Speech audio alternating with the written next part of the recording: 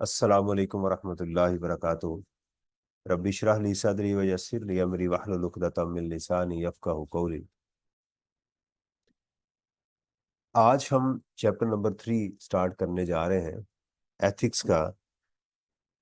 और अगर चैप्टर 1, 2 और 3 के अभी मैंने कर चैप्टर 1, 2 और 3 के अंदर अगर मैं वैल्यू करूं तो चैप्टर नंबर 3 सबसे टॉप पे है। इंटेंसिटी की बात कर रहा हूं कि एग्जामिनर ने एग्जाम के अंदर कितनी दफ़ा चैप्टर नंबर 1 को टेस्ट किया, 2 को और 3 को।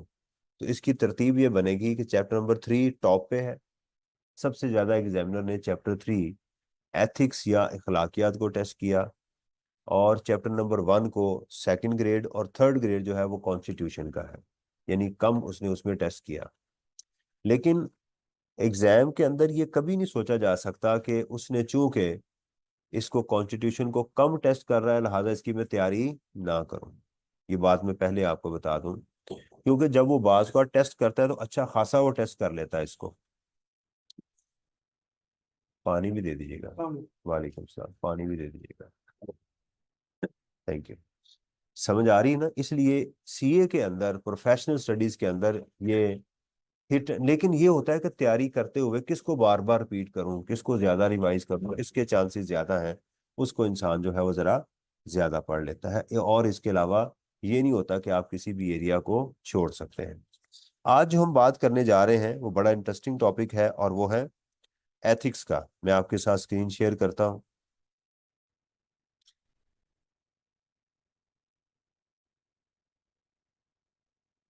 ये आपके सामने इसके पास पेपर्स हैं जो गूगल ड्राइव में मैं आपके साथ शेयर ऑलरेडी कर चुका हुआ हूं। इसकी पहले मैं आपको समरी दिखाता हूं कि इसकी समरी है क्या। देखें, हमारे पास जो एथिक्स है, एथिक्स क्या होते हैं? एथिक्स कहते हैं किसी काम को करने का बेहतरीन तरीका, उसको एथिक्स कहते हैं, इखलाकियात कहते हैं। क्लास में बैठने के कुछ एथिक्स हैं इसमें।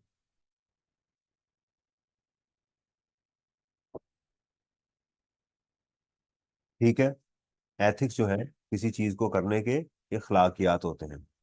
वी आर नॉट मशीन्स, हम मशीन्स नहीं हैं, हम इंसान हैं। और इंसान को करते हुए चीजों को उतार चढ़ाव आ जाता है। देखें, एक शख्स के लिए एथिक्स और हो सकते हैं, दूसरे के लिए उसके एथिक्स कुछ और हो सकते हैं। पहली चीज तो ये है। अच्छा, अब देखिएगा, यहां पर मैंने एथिक्स की एक एग्जांपल दी कि किसी ने कहानी सुनाई। उसने कहा कि एक साइंटिस्ट था, तो उसने रोबोट्स बनाए, और उसने वो रोबोट्स चला के अल्लाह ताला को दिखाए कि यार अब तेरे और मेरे में कोई खास फर्क नहीं है। अब तेरे जो इंसान बनाए हुए वो भी काम करते हैं, मेरे भी काम करते हैं, ये भी चलते हैं, ये भी चलते हैं। राइट? बल्कि ये उससे भी ज्यादा मजबूत है। इनकी मैंने जो एक्सल्स बनाए, इनकी हड्डियां बनाई हैं, वो लोहे की हैं, वो आम इंसानों से बड़ी मजबूत है। तो अल्लाह ताला ने कहा कि इनको चलाओ। तो जब वो चलने लगे सारे ही, तो अल्लाह ताला ने एक की जो थी ना वो टांग तोड़ दी, उसका एक्सल तोड़ दिया। तो बाकी चलते रहे, दूसरे की तोड़ी, फिर चलते रहे, तीसरे की तोड़ी, वो भी चलते रहे। तो उसने कहा यार अब मुझे समझ नहीं आई कि ये आप क्या कर रहे हैं। अल्लाह ताला ने कहा अब मेरी मशीन देखना। अल्लाह ताला ने क्या किया कि कुछ लोग जा रहे थे इकट्ठे होके, 50-60 लोग। उसमें एक की टांग तोड़ दी, तो वो सारे रुक गए। उसको उठाया, उसकी मरहम पट्टी की, उसको उठा के साथ ले चले। अल्लाह ताला ने दूसरे की टांग तोड़ी, वो फिर रुक गए। उन्होंने उसको भी उठाया तो आगे चल पड़े। तो अल्लाह ताला ने उसे कहा कि देखो, तुम्हारी मशीन और मेरी मशीन में फर्क है। मेरी मशीन के अंदर कुछ इखलाकियात हैं, कुछ एथिक्स है। इन्होंने उसको छोड़ नहीं दिया, उन्होंने उसको उठाया कि नहीं यार, इसको हम अकेला नहीं छोड़ सकते, इसको आगे लेकर चले, यानी ये मेरे मॉडल के ऊपर काम कर रहे हैं। जबकि तेरी मशीनों में ऐसी कोई चीज है, जज्बात नहीं है। अब समझ आ रही? ये जो हमारे जज्बात, सेंसेशन जो होती है, ये पॉजिटिव भी होती है, नेगेटिव भी होती है। तो एथिक्स से मुराद होता है पॉजिटिव सेंसेशन, किसी काम को करने का बेहतरीन जो तरीका होता है उसको पॉजिटिव सेंसेशन कहते हैं। इखलाकियात क्या चीज होती है? देखें यहां पर असल काम जो है, जो आपको नजर आ रहा है, यहां पर आपको चार स्टेक होल्डर्स नजर आ रहे हैं। एक है स्टेक होल्डर्स, एक है एडमिनिस्ट्रेटर, और एक है टैक्स पेयर्स, और एक है प्रैक्टिशनर्स। इनको पहले हमें समझना है क्योंकि ये चार स्टेक होल्डर्स आपके चैप्टर नंबर 3 में शामिल है। सबसे पहले है लेजिस्लेटर। लेजिस्लेट करना किसे कहते हैं इंग्लिश में? लेजिस्लेट, लेजिस्लेशन, कानून। लेजिस्लेशन किसको कहते हैं? कानून को। लेजिस्लेशन मीन कानून। और लेजिस्लेटर कौन होगा? कानून बनाने वाला। तो पहले लॉ में जो इखलाकियात बताए गए हमें, वो लेजिस्लेटर के बताए गए। कानून बनाने वाले को क्या सोचना चाहिए, उसको कानून बनाते हुए किन इखलाकियात का मुजाहरा करना चाहिए, उसके लिए हमारी किताब के अंदर कैनन जो है उसको डाल दिया गया कि कानून बनाने वालों को, एडम स्मिथ के और दूसरे कैनन्स को, उन प्रिंसिपल्स को फॉलो करना चाहिए। अब कानून बनाने वाले जाहिर बात है खुद आके तो टैक्स नहीं कलेक्ट करते ना। पार्लियामेंटेरियन हो गए, सेनेटर हो गए, ये आप हमसे टैक्स मांगते हैं आके? ये हमारे ऊपर सिर्फ हुकूमत करते हैं, बाकी लोग कानून बना के आगे पेश कर देते हैं। आगे कौन आता है? एफबीआर।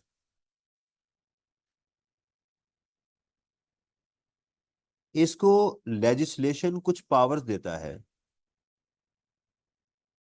और वो कहता है कि इन पावर्स को इस्तेमाल करते हुए तुम क्या करो, इन लोगों से टैक्स लो, टैक्स पेयर से टैक्स कलेक्ट करके स्टेट के हवाले करो। बेसिकली तो लेजिस्लेशन की टैक्स पेयर के लिए जा रही है ना।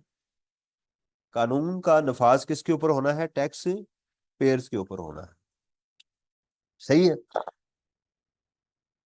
अगर किसी को ताकत मिलती है तो वो क्या करता है? कुदरत कहते हैं। कादिर लफ्ज आपने सुना होगा। तो उस कुदरत का वो क्या इस्तेमाल करता है? मिस यूज करता है। ताकत मिल जाए, पुलिस वाले के पास क्या होती है? ताकत होती है ना। हमें कहीं पर भी रोक के वो कहता है जी पैसे दो। क्यों पैसे दें? बस दो पैसे, नहीं छोड़ूंगा तुम्हें। ठीक है। हम घर में आराम से सोए हुए हैं, एकदम से जनाब दरवाजा खोलेंगे और दरवाजा तोड़ के मेरे घर में आ जाते हैं, पूछते हैं चलो भाई मेरे साथ। में कहता भाई क्यों जाओ? तो वजह क्या? बस ऑर्डर आया है। ताकत का इस्तेमाल है ना। तो फिर ये क्या करते हैं, किसी शख्स को भी जब ताकत दी जाती है तो उसका गलत इस्तेमाल करता है। तो हमारे सिलेबस के अंदर दो चीजें शामिल हैं, इसकी एडमिनिस्ट्रेटर की पावर्स, ताकत इसकी, और उन पावर्स का मिसयूज, और इसका सेफगार्ड, इसको इससे बाज रहना चाहिए।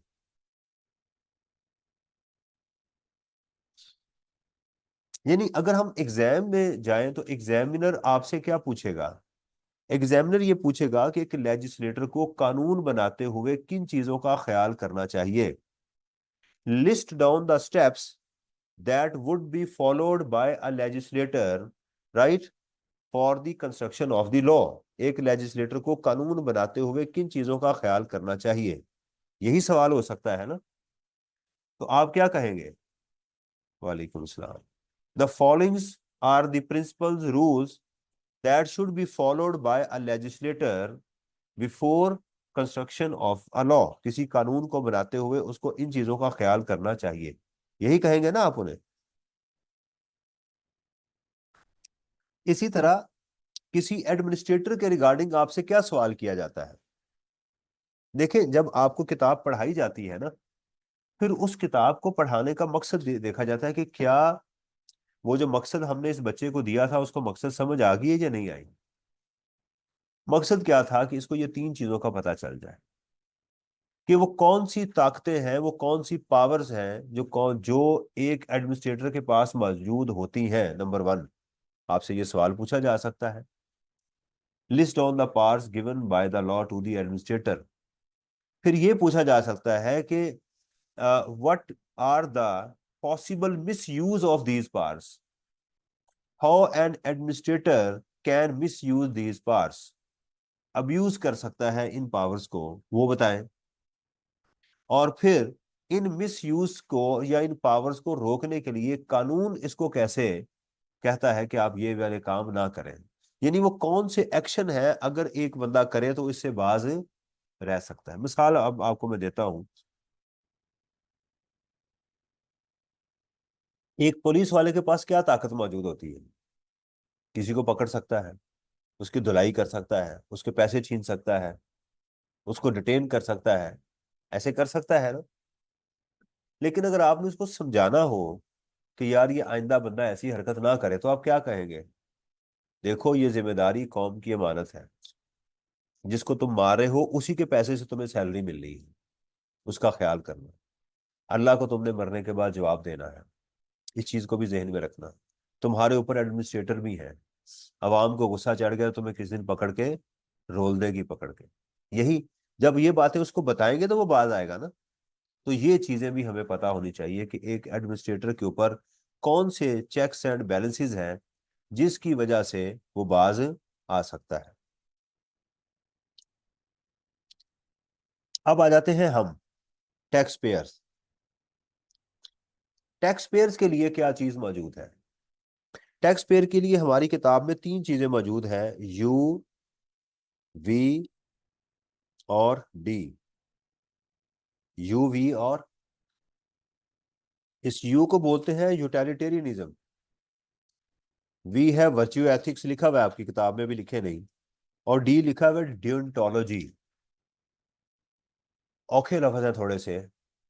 एक है कि एक टैक्स पेयर को मुल्क के अंदर पैसा देते हुए उसको सोचना चाहिए कि मेरे पैसे से बहुत सारे लोगों को फायदा होगा। मेरा ये जो पैसा है ये मुल्क में बहुत सारे लोगों को क्या देगा? फायदा देगा। जो गरीब है उन तक पैसा पहुंचेगा, उनको गाड़ियां मिल जाएंगी, उनके बच्चे अच्छे स्कूलों में पढ़ लेंगे, अंडरस्टैंड, वो बाहर की दुनिया की सैर कर लेंगे। तो मुझे उनको ये पैसा देना चाहिए। सही है।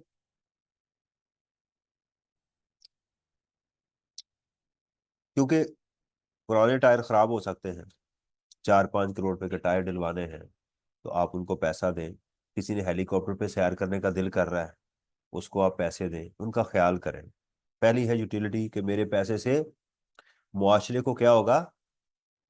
एथिक्स, मेरी इखलाकी तौर पे ड्यूटी है कि मैं झूठ ना बोलूं, ये वर्चू एथिक्स है।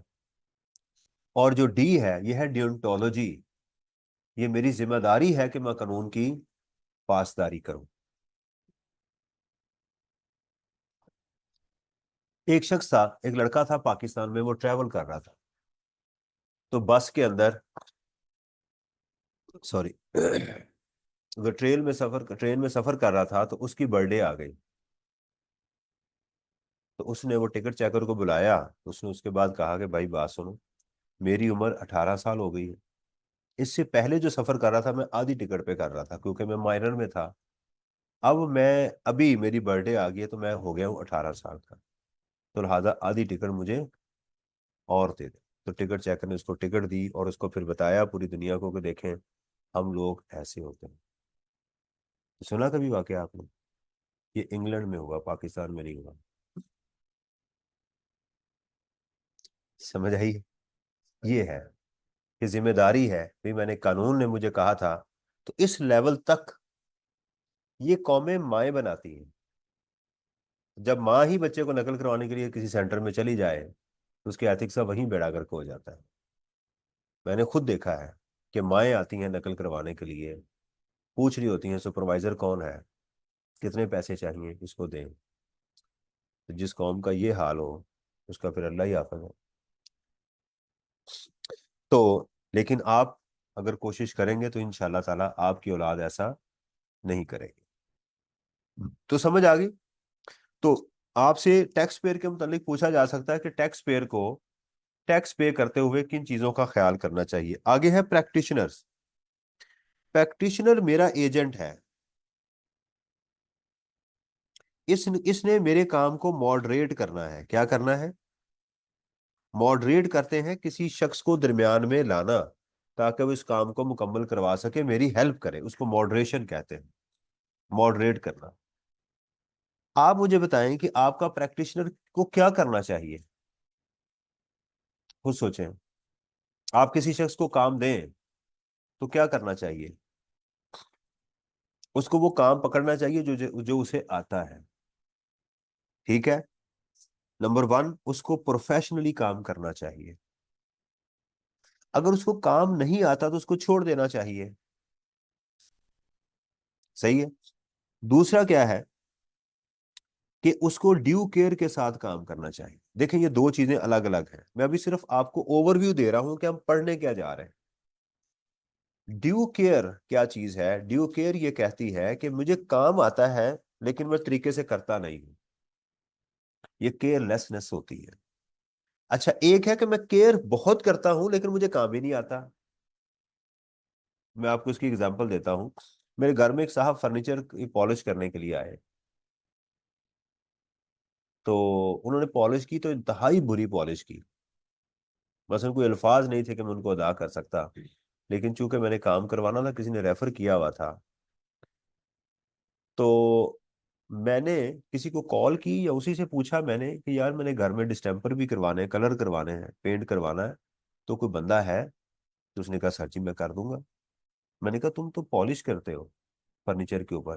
कहता नहीं, असल मेरा काम यही है। तो चूंकि आपने कहा मैंने जो है वो फर्नीचर पॉलिश करवाना है, तो मैंने कहा मैं ये भी कर दूंगा। तो उस वक्त मुझे तफ बड़ी चढ़ी।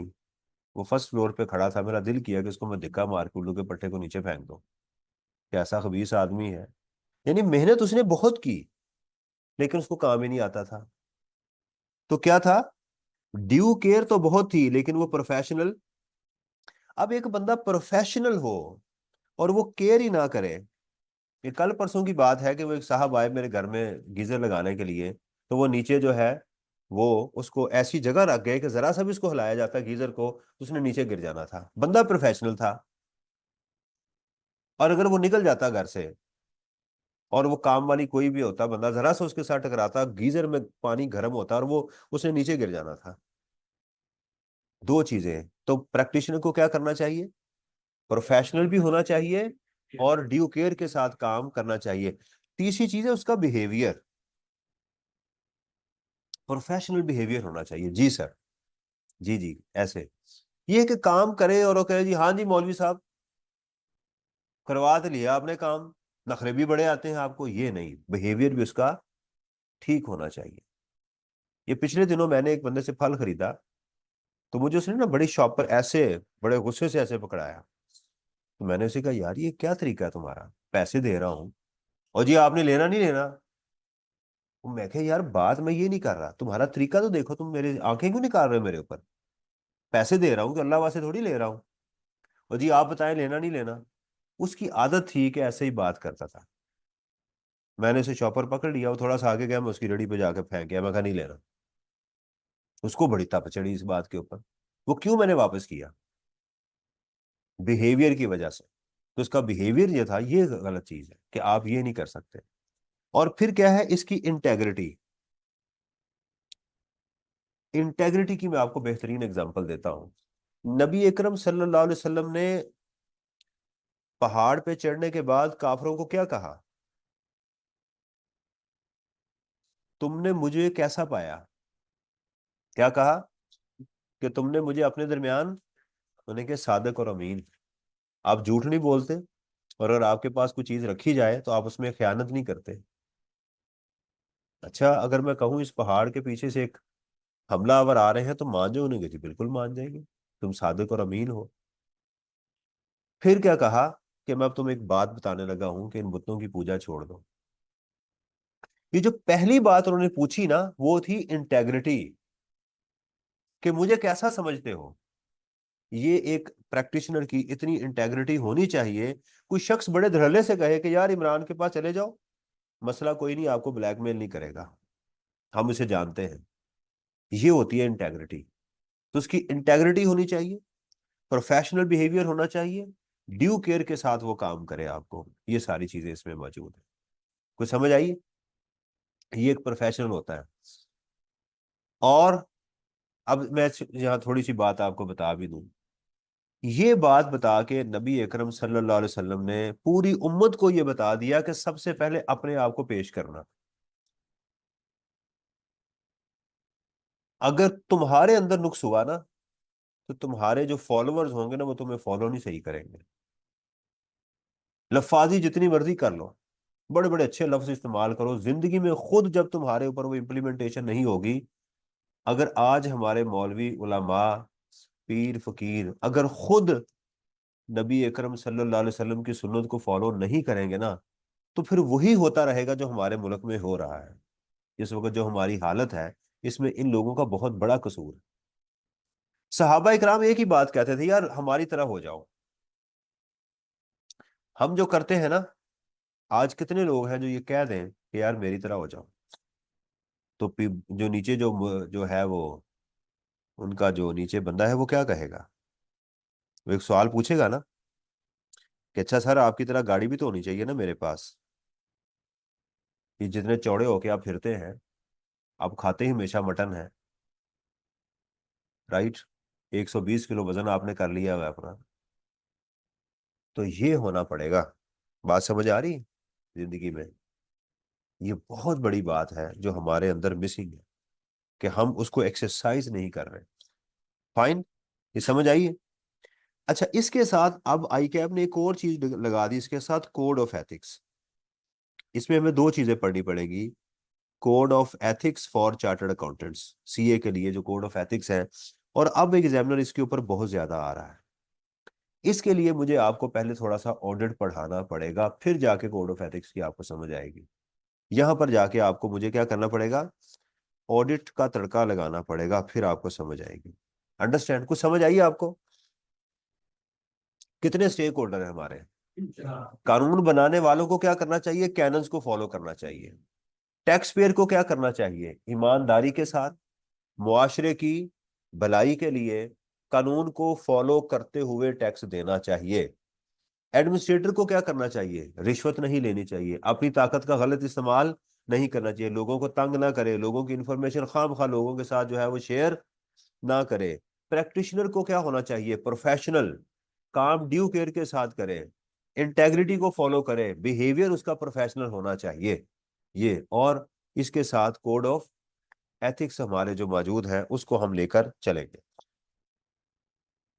अच्छा जी, अब हम चलते हैं अपनी किताब के ऊपर। एथिक्स की डेफिनेशन देख लीजिएगा, इसमें कोई गिदड़ सिंगी नहीं है। Ethics for legislator. अच्छा, कैनन ऑफ एक्विटी पढ़ लिया, दोबारा जरूरत तो नहीं है। ये ऑलरेडी आप पढ़ भी चुके हैं ना इकोनॉमिक्स में।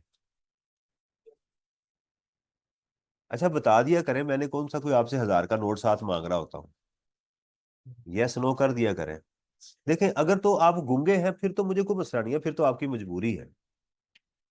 ये फिर तो कहा जा सकता है यार मैं डिसेबल हूं, मैं बोल नहीं सकता, तो फिर आप इशारे से यस कर सकते हैं।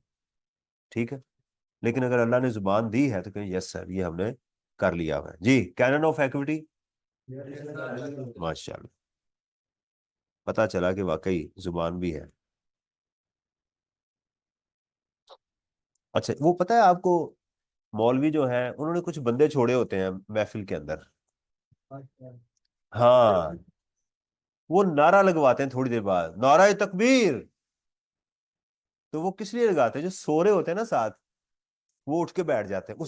अगर वो नाना प्लांट करें, उन्होंने खुद बंदे रखे होते हैं, उनको कहा होता है कि पहले तूने नारा लगाना फिर तूने, ताकि मजमे में ये ना पता चले कि यही बंदा नारे लगा रहा है। तो इस तरह से वो लगाते रहते हैं। इसलिए थोड़ा सा मजमे को, जब कहते हैं ना यस सर समझ आ गई है, तो मैं थोड़ा सा समझता नारा ला के आइए, ये मैं मोटिवेट हो जाता हूँ। कैनन ऑफ एक्टिविटी क्लियर हो गया जी? क्या है ये कैनन ऑफ एक्टिविटी, सिर्फ बता दें। अमीर को ज्यादा, गरीब को कम। सर्टेनिटी, वक्त, मुकाम, कितना, सारी चीजें सर्टन होनी चाहिए। कैनन ऑफ कन्वीनियंस, आसानी पैदा करें, टाइम की, पैसों की, इन सब चीजों की आसानी पैदा करें। एडमिनिस्ट्रेटिव फिजिबिलिटी कल पड़ी थी, याद है? इकोनॉमी, इकोनॉमिक होनी चाहिए, इकोनॉमिकल, कि आप जो टैक्स कलेक्ट करें उसको कलेक्ट करने के लिए खर्चा कम होना चाहिए। समझ आ रही है ना? ये नहीं है कि आप जो पैसे कलेक्ट करें वो कम हो और उसको कलेक्ट करने के लिए खर्चा ज्यादा लगा रहे हो। सही है। अच्छा, कुछ इसमें 5 और कैनन्स भी मौजूद हैं। अगर ये भी पढ़ लिए हैं तो ठीक है। कि पहला है कैनन ऑफ प्रोडक्टिविटी। ये देखिए, फिजिकल एडिक्वेसी, फिजिकल एडिक्वेट होना चाहिए। क्या था? वो जो खर्चे हैं वो पूरे होने चाहिए। देखें, इसकी सादा मिसाल क्या है। एक शख्स है, उसकी शादी हो जाती है, उसके एक्सपेंसेस हैं 60,000, लेकिन वो जो कमाई करके लेके आता है वो है 50,000। तो हर महीने 10,000 का कर्जा लेगा ना, तो हम कहेंगे ये फिजिकली एडिक्वेट नहीं है। दूसरे अल्फाज में, ये बंदा प्रोडक्टिव नहीं है, ये बंदा प्रोडक्टिव सेविंग नहीं है इसकी। और जो बंदा इसकी सेविंग नहीं है, तो ये है फिजिकल एडिक्वेसी। तो इस दूसरा नाम क्या है इसका? Canon of productivity. प्रोडक्शन क्या होती है? कुछ चीज पैदा नहीं हो रही, यानी जो खर्चे पूरे हो रहे हैं, मुझे खर्चे पूरे करने के लिए कर्जा लेना पड़ रहा है, तो मैं अनप्रोडक्टिव हूं। क्या हूं? मेरा सिस्टम अनप्रोडक्टिव है। मैंने आज तक पाकिस्तान में जितने मैंने बजट देखे हैं उसमें कभी भी नहीं देखा कि डेफिसिट ना हो। तो इससे क्या मुराद है कि हमारा कानून क्या है? प्रोडक्टिव नहीं है। इनको मजीद टैक्स लगाने चाहिए, इनको मजीद टैक्स लगाने चाहिए ताकि वो खर्चे तो पूरे हों ना। बल्कि मैं कहता हूं इनको अपने खर्चों के लिए अलग टैक्स लगा देने चाहिए। क्लियर कट देखें, बता के हमसे ले, हलाल करें। उन्हें कि देखिए जी, एक मिनिस्टर का जो खर्चा है, एक जज का खर्चा सालाना जो है वो 5 करोड़ रुपया है, 25 जज लगाए हुए हैं, इतना उसका टैक्स हमसे अलग ले लिया करें। तो एडमिनिस्ट्रेशन का खर्चा अलग ले लिया करें, बाकी टैक्स हमसे अलग ले लिया करें, ताकि जिंदगी उनकी भी आसान हो, हमारी भी। उनकी तो आसान है ही, हमारी भी थोड़ी सी आसान हो जाए, ताकि हमें आसानी से टैक्स देने में भी आसानी हो कि यार हाँ वाकई ये पैसा जो है मैं अपने इन जजेस के लिए, इन इन लोगों के लिए मैं दे रहा हूँ, पुलिस के लिए इतना पैसा मैं दे रहा हूँ, इनके लिए इतना, जो मेरी खिदमत कर रहे हैं अभी तक जो हो रही है हमारी खिदमत। Canon of elasticity. अच्छा, ये इलास्टिसिटी क्या होती है? इसको पंजाबी में लास्टिक कहते हैं। वो बच्चे होते थे ना, बच्चों को तो पहले हमें बचपन में हमारी माँ लास्टिक पहना देती थी, राइट? नाड़ा तो बांधना नहीं आता ना बच्चों को, तो वो लास्टिक होता है उनके पास, वो पहना देते हैं। तो कुछ बच्चे होते थे कि वो क्या करते थे कि हर वक्त नाक में ना उंगली घुसेड़ी रखते थे, या मुंह में अंगूठा जो है ना वो करते थे। तो उसका हल हकीम बताया करते थे कि इसका लास्टिक ढीला कर दो, इसको ढीला जो है ना पजामा पहनाया करो। तो वो क्या करेगा बच्चा? वो हर वक्त उसी को जब इसके उसके दोनों हाथ जो है वो इम्प्लॉय कर दो, यानी हर वक्त इधर ही होगा। तो फिर ये मुंह में अंगूठा या उंगली जो है वो नाक में नहीं डालेगा। ये इलास्टिक की समझ आ गई? तो इलास्टिक क्या होता है? जो कम भी हो जाए या ज्यादा भी हो जाए। ये पढ़ लिया हुआ है आपने, कैनन ऑफ इलास्टिसिटी। यानी कानून के अंदर लचक होनी चाहिए। कानून के अंदर क्या होनी चाहिए? लचक होनी चाहिए। ठीक है, ये इसके अंदर मौजूद है। Every tax imposed by the government should be elastic in nature. In other words, the income from tax should be capable of increasing और डिक्रीजिंग, कम या ज्यादा, उसको इलास्टिक होता ही ऐसे है ना, ये होनी चाहिए। एक है कैनन ऑफ फ्लेक्सिबिलिटी। अच्छा, फ्लेक्सिबिलिटी होती है रजीम को चेंज करना, एक होता है कम ज्यादा करना, एक होता है पैटर्न चेंज कर देना। समझ आ रही है ना? क्या कहा मैंने? पैटर्न को चेंज कर देना। मिसाल के तौर के ऊपर, कहीं आपने फिक्स टैक्स लगाया है, तो उसको फ्लेक्सिबिलिटी को खत्म करके क्या करें? उस पर प्रोग्रेसिव टैक्स लगा दें। कहीं कभी प्रोपोर्शनल लगा दें, कभी प्रोग्रेसिव लगा दें। इससे ये नहीं कि कम ज्यादा हो रहा है, बल्कि सिस्टम चेंज कर दें उसके ऊपर। तो ये है flexibility. It should be easily possible for the authority to revise the tax structure both with respect to its coverage. Tax structure ये है, टैक्स स्ट्रक्चर को, स्ट्रक्चर चेंज कर दें आप उसका। कब चेंज होता है हमारा स्ट्रक्चर? हर बजट के अंदर। ये स्ट्रक्चर कब चेंज होता है? बजट में, या एसआरओ आते हैं, ठीक है, उसको कर दें, रेट चेंज कर दें to suit the changes requirements of the economy, यानी फिस्कली एडिक्वेट करने के लिए क्या कर दें, उसको चेंज कर दें। कैनन ऑफ सिंपलिसिटी, कानून बड़ा सिंपल होना चाहिए। सादगी इसमें रखें। क्या सादगी रखें? हर शख्स से पूछें भी आप क्या कमाते हो, कि जी मैं 100 रुपया कमाता हूँ, 70 हमें दे दें। सादगी यही है। आसान और सादा तरीके से आप उनसे क्या करें, ये अप्लाई कर दें। Tax system should not be complicated, ये कॉम्प्लिकेटेड आप पढ़ेंगे तो आपको अंदाजा हो जाएगा कितना सिंपल हमने सिस्टम बनाया हुआ है पाकिस्तान के अंदर। इस वक्त सबसे सिंपल जो टैक्स लगा हुआ है ना, वो मिडल ईस्ट में लगा हुआ है। सादा, जो भी है, जो बेच रहे हो ना उसका 5% हमें दे दो, अल्लाह ला खैर सल्ला, हम आपसे कुछ नहीं पूछेंगे। दैट्स इट, जिसको वैट कहते हैं। समझ आए? जक़ात यही सादी है, जक़ात यही सादा, बिल्कुल सिंपल है। अच्छा, जक़ात इनकम पे नहीं है। आपने पूरा साल काम किया, कितना कमाया जी? मैंने 40 लाख रुपया कमा लिया। कितना खा लिया जी? मैंने 25 लाख खा लिया। निकाल दें। बाकी क्या बचा जी? मेरे पास जो है वो 15 लाख रुपया बच गया हुआ है। ठीक है, ये पूरा साल बचा हुआ है, जिन्हें इसमें से 10 लाख रुपया पूरा साल मेरे पास रहा है, इसका 40वां हिस्सा आप अल्लाह के बंदों को दे दें। कितना? 39वां, यानी 39 हिस्से अपने पास रख लें, 40वां हिस्सा किसको दे दें? एक शख्स कहता है मैंने 40 लाख का 40 लाख ही खा लिया, तो कहते हैं आप साइड पे हो जाए, आपने हम आपसे कुछ नहीं मांग रहे। कितना जबरदस्त सिस्टम है। कितना दे दें? अपनी सेविंग के ऊपर। जी मेरे पास घर भी है, नहीं उस पे नहीं हम आपसे ले रहे, वो तो आप यूज कर रहे हैं। जी मैंने एक दुकान किराए पे दी हुई है, उसको भी साइड पे कर दें, उस पे भी हम नहीं मांग रहे आपसे। ठीक है, किस पे मांग रहे? जी मेरा प्लॉट पड़ा हुआ है, राइट, उसका 40वां हिस्सा हमें दे दें।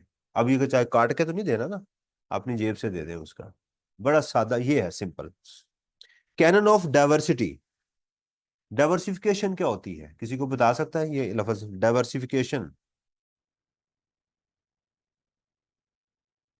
डाइवर्सिफिकेशन क्या होती है? जैसे कर लिया, पार्टनरशिप फर्म से कर लिया, कंपनी से कर लिया, ये नहीं है कि आप किसी एक क्वेश्चन को स्पेसिफाई करो और उसी से दोबारा टैक्स लगता है। पहले जो बादशाह होते थे ना, मैं इसलिए एग्जांपल देता हूं ताकि जरा थोड़ी सी आपको आप एंजॉय भी करें। उनकी 5-6 बीवियां होती थी। एक बीवी होती थी किसी मुल्क में सफर करने के लिए, वो साथ उसको लेके जाते थे। कोई वहीं पे होती थी, कोई दूसरे शहर में जाने के लिए, इस तरह से उनकी। तो इसको कहते हैं डाइवर्सिफिकेशन, डाइवर्सिफाइड वाइव्स। कोई बूढ़ी है, कोई जवान है, कोई इस तरह से उन्होंने सारी जो है डाइवर्सिफिकेशन उसमें रखी होती थी। आपने देखा कल मैं वो सफारी सूट पहन के आया था, आज मैंने ये पहनी है, मैं जीन्स भी पहनूंगा इंशाल्लाह किसी दिन। ये होती है डाइवर्सिफिकेशन, कि चीजों का आपके पास ज्यादा होना। अच्छा, एक और डाइवर्सिफिकेशन की बड़ी परफेक्ट आपको एग्जांपल देने लगा हूं। आप कभी आइसक्रीम खाने गए? चमन आइसक्रीम पे, चमन आइसक्रीम।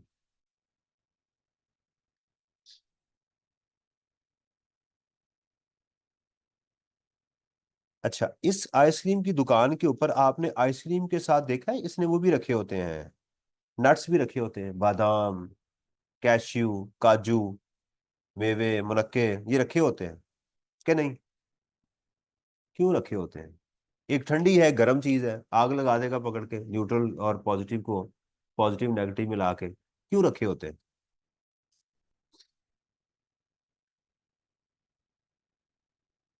आप मोबाइल से निकलोगे तो कुछ समझ आएगी आपको।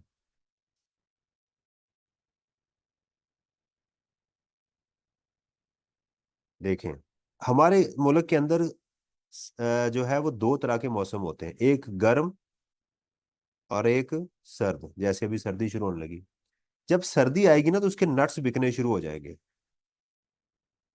खजूरें, काजू, पीनट। और जब गर्मी आएगी तो आइसक्रीम बिकनी शुरू हो जाएगी। तो उसने अपनी दुकान को डाइवर्सिफाई किया हुआ है। अभी भी समझ आई कि नहीं आई? समझ आ गई? तो डाइवर्सिफिकेशन कहते हैं जिससे ज्यादा से ज्यादा आप जो है ना चीज, मुख्तलिफ चीजें आपके पास हों, ताकि आपको वो काम वो कर सकें। अच्छा, पाकिस्तान में देखें, हमारे पास एफबीआर ने कितने टैक्सेस लगाए हैं? 5। कितने लगाए हैं? ऐसे, ये इनलैंड रेवेन्यू। बताया आपको कि नहीं? देखिए, एक है इनकम टैक्स, एक है सेल्स टैक्स, एक है एफईडी, एक है सीवीटी, और एक है कस्टम ड्यूटी। ये कल ही बताया मैंने आपको, डायरेक्ट और इनडायरेक्ट टैक्सेस में। अगर अल्लाह ताला झूठ ना बुलाए तो बताया आपको। चले, वो आपने याद तो नहीं किया ना? अच्छा, ये जो टैक्सेस है ना, इसको इनलैंड रेवेन्यू कहते हैं। इनलैंड, क्यों? ये इनलैंड यानी पाकिस्तान, इनलैंड इस लैंड में से है। और कस्टम ड्यूटी को इनलैंड नहीं कहते, क्योंकि ये जब इंपोर्ट करते हैं तो उस पर टैक्स लगाते हैं, उसको कस्टम ड्यूटी कहते हैं। अंडरस्टैंड? अच्छा, जैसे मैंने कहा कि सऊदीया में बाकी जगहों पर एक ही टैक्स लगा हुआ है, वो डाइवर्सिफाइड नहीं है, वो एक ही टैक्स लगा हुआ है, वैट। लेकिन पाकिस्तान में इतने ज्यादा टैक्सेस क्यों है?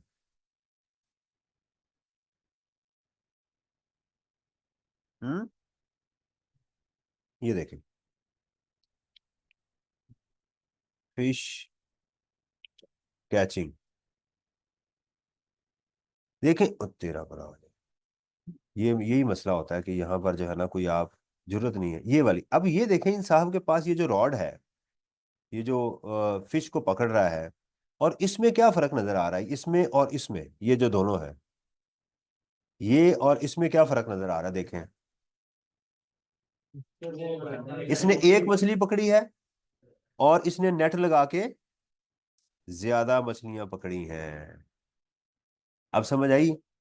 अब देखें, अगर पाकिस्तान में एक हो तो आप एक कांटा लगा के बैठे रहेंगे, एक ही मछली आएगी।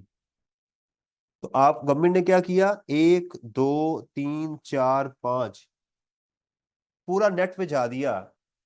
कोई शख्स कस्टम ड्यूटी में फंस जाएगा, कोई इनकम टैक्स में, सेल्स टैक्स में तो हर कोई फंसा हुआ है। जो सिगरेट पिएगा वो एफईडी में आ जाएगा, राइट? गाड़ी लेगा, सीवीटी लग जाएगी। घर लेगा, सी। तो क्या है, नेट ज्यादा होगा तो उसमें लोग ज्यादा आ जाएंगे। ये है डाइवर्सिफिकेशन। ये पहले पढ़ा हुआ है आपने? ये कैनन आपने पढ़ा पहले के नहीं? चार पढ़े। तो this principle states that the government should collect taxes from different sources rather than concentrating on a single source of tax.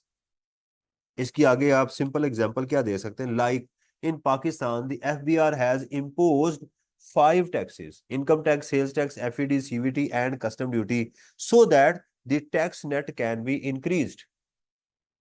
या आप सेंटेंस ही ऐसे शुरू कर सकते हैं, in order to increase the tax net, right, the different types of taxes should be imposed by the government. Government को क्या करना चाहिए? डिफरेंट टाइप्स के टैक्सेस लगाने चाहिए।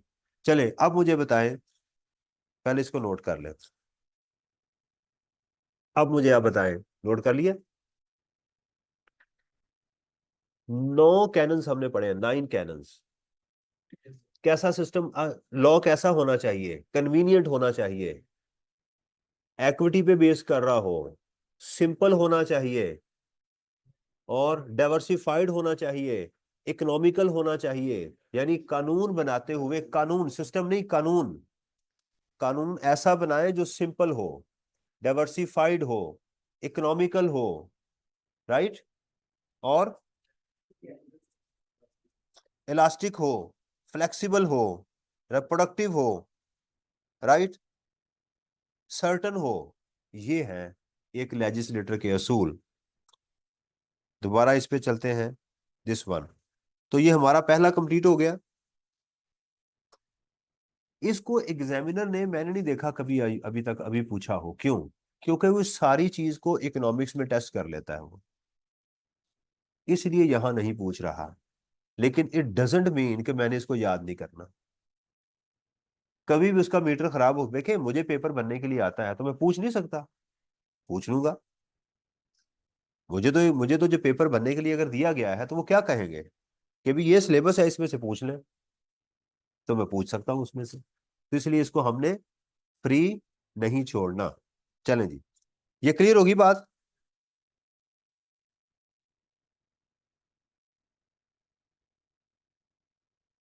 अब देखिएगा, एथिक्स फॉर टैक्स एडमिनिस्ट्रेटर, ये कौन है टैक्स एडमिनिस्ट्रेटर? एफबीआर। ये मैं भी आपको कुछ शक्लें दिखाता हूं।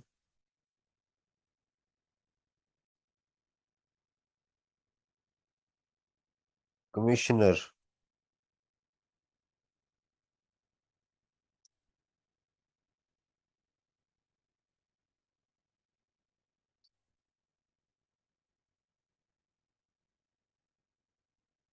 ये हैं जी हमारे कमिश्नर। इनमें से बहुत सारे लोग डॉक्टर इंजीनियर भी होते हैं, राइट। ये आप मेडिकल करें, उसके बाद सीएसएस का एग्जाम पास करें, तो आप कमिश्नर लग सकते हैं। तो एक डॉक्टर को कमिश्नर लगने की क्या जरूरत है जी? रेवेन्यू में है ना आप, ये है, राइट। ये सारे कमिश्नर हैं। ये हमारा कमिश्नर नहीं होंगे, ये बाहर के होंगे कोई। सही है ये। तो कमिश्नर जो है ये होते हैं। क्लियर होगी बात? तो ये वो लोग हैं, उनकी अब बात की जा रही है। तीन चीजें डिस्कस की गई हैं कि एक कमिश्नर के पास कौन सी ताकतें मौजूद हैं, उसको क्या पावर दी गई हैं। नंबर टू, टैक्स एडमिनिस्ट्रेशन के पिलर्स क्या है। पिलर क्या होते हैं?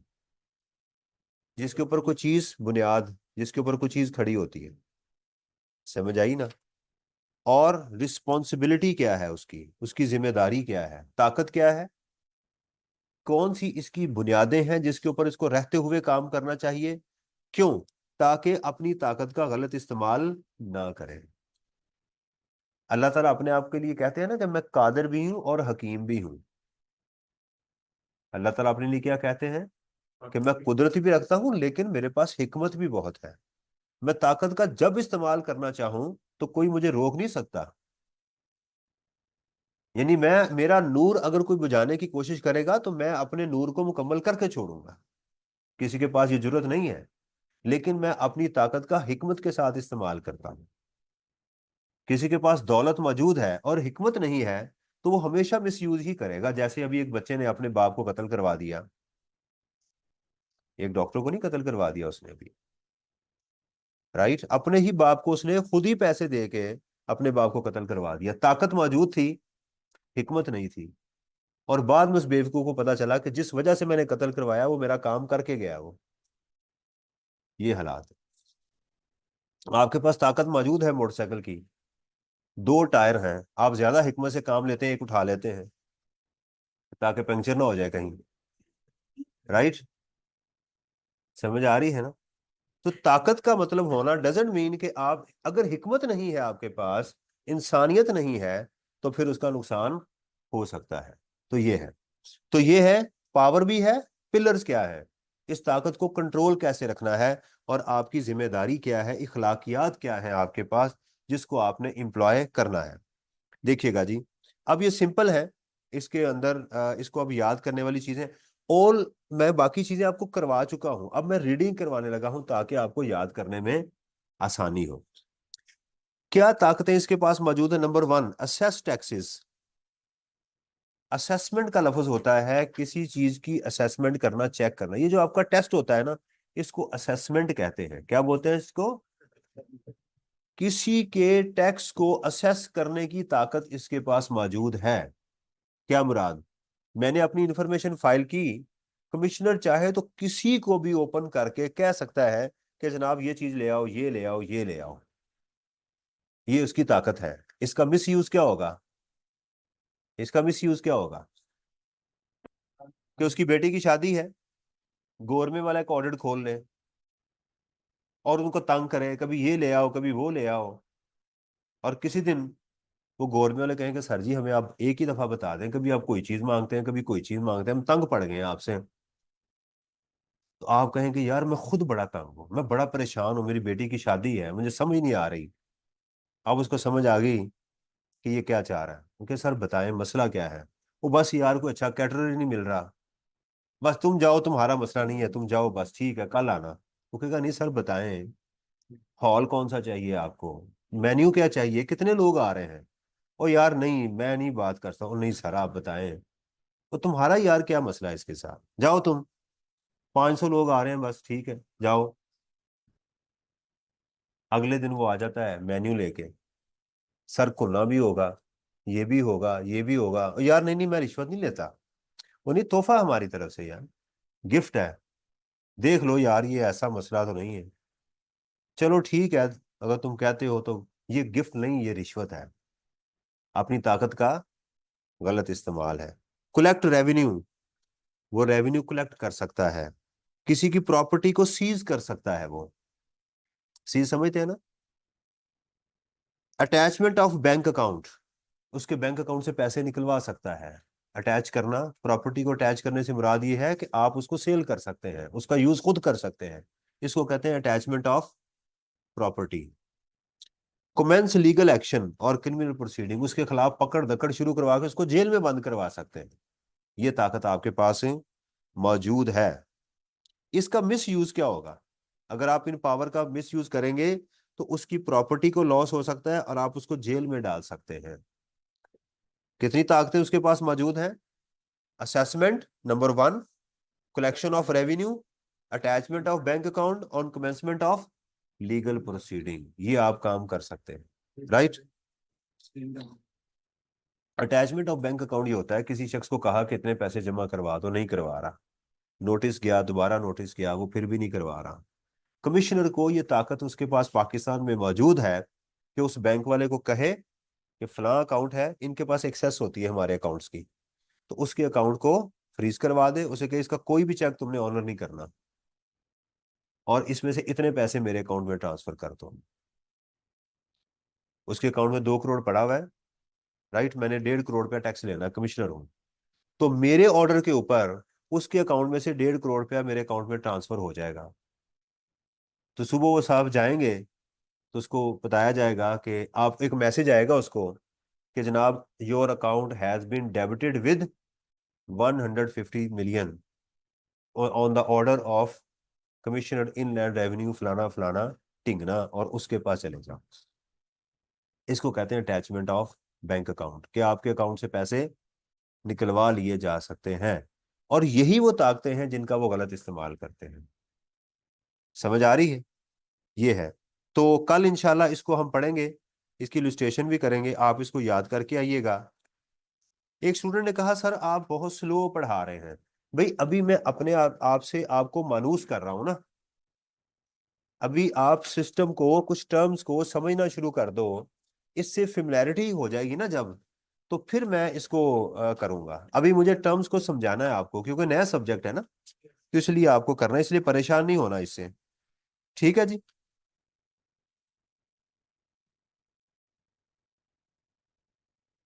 अस्सलाम वालेकुम वरहमतुल्लाहि वबरकातुहू।